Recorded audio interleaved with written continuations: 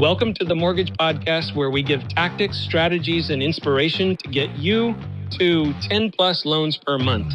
We talk a lot about how to make a ton of money in mortgage while also being happy and thriving in your personal life.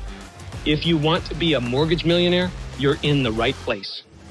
Hello, everyone. Welcome back to the Mortgage Podcast. I'm going to go super overboard right now. We're going to talk about the touchiest, feeliest, most emotional stuff you ever thought of, called finding your Dharma. Dharma is a word that, in simple terms, it means purpose. So I believe that every single person's life is better when they have deep purpose and emotion behind what they're doing. In this case, we're going to talk about your career. I think this applies to all other parts of life. I remember when I first got into the mortgage business, my sole purpose was to make money. And that doesn't really embarrass me.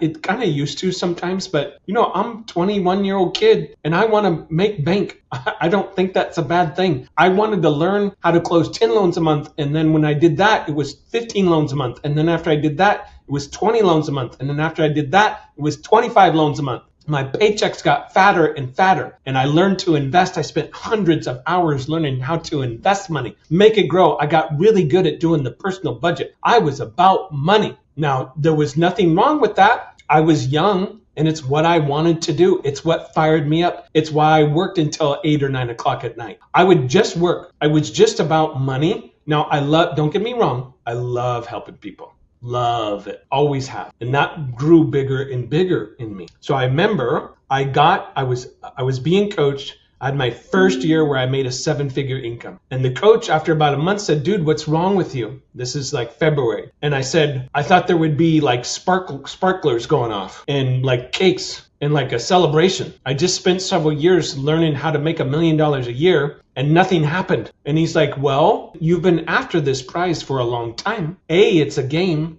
but you probably need a little more purpose behind it." And I said, "Well, yeah, because it's kind of like eating popcorn. Like whether I deposit 50 grand a month in my checking account or 200 grand, it really doesn't change my life anymore. I like it. I still think it's cool, but what else is there?" And that was right around the time I started the core. And my purpose became growing people more than money. And that fired me up. I mean, everything about my career was surrounding that. I just loved it. I loved helping people. So then I do that for 21 years and I found a new purpose. And that purpose is getting loan officers to 10 or more loans a month, both in my mortgage company and outside my mortgage company, because I just think it's the right thing to do. I think it's a good goal, and I think it can really help thousands of people. And so everything that I do is about that purpose in business. Now, are there other things? Sure, there's other things. But what that taught me is when I have more of a purpose, my results are bigger, my alignment is better, and I feel better every single day. It increases my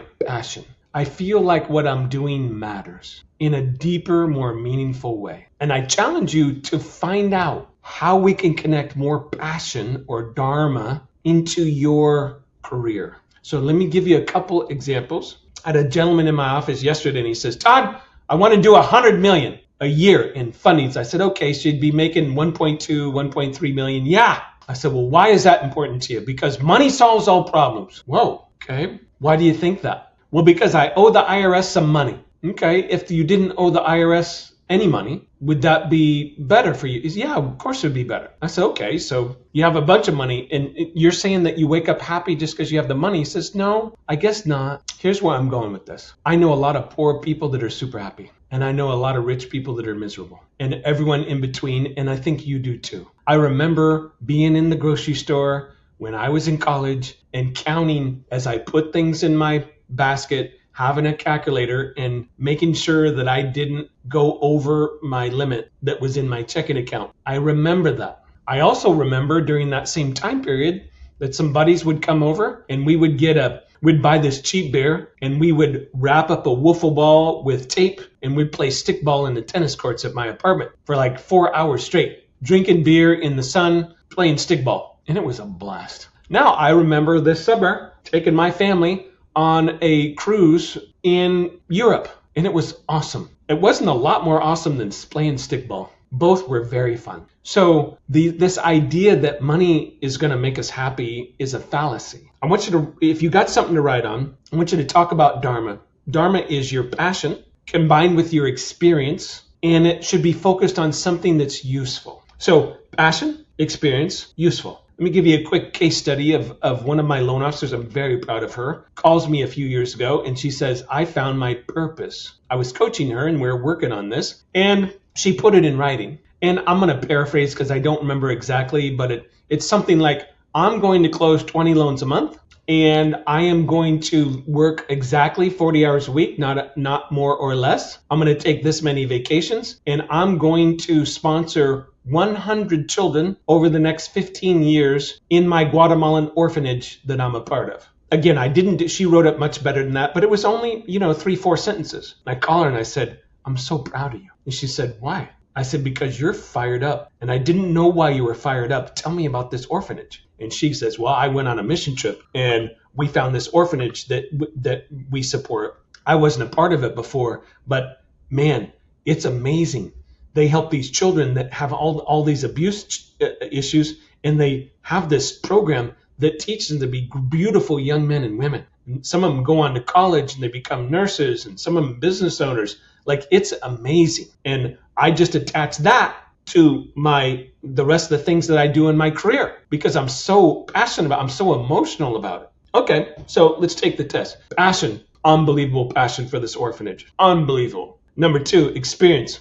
Been a loan officer for over 20 years. She's doing more business today than she did during COVID. Closed 23 loans last month. More business today than she did in COVID. So she has the experience and usefulness. Well, is it good to help abused children have a better life? Let me think about that. Yes, it is. Okay, that's a very good thing. I mean, who doesn't get behind the kids? That's so awesome. So here's where I want to take this with Dharma. And Dharma is, think of Dharma like, I read a book years ago called The Flow. It's like you wake up and you just feel that you're in the flow. You just feel that way. Not all day, every day, but a lot of times you feel in the flow. And we've all had that feeling. That comes from your Dharma. That is your Dharma. It's where you feel like you have purpose and you count, you matter, and you're making a little bit of difference. It does not need to be solving a world problem. So let me close with this. My mother just passed away 2 months ago, and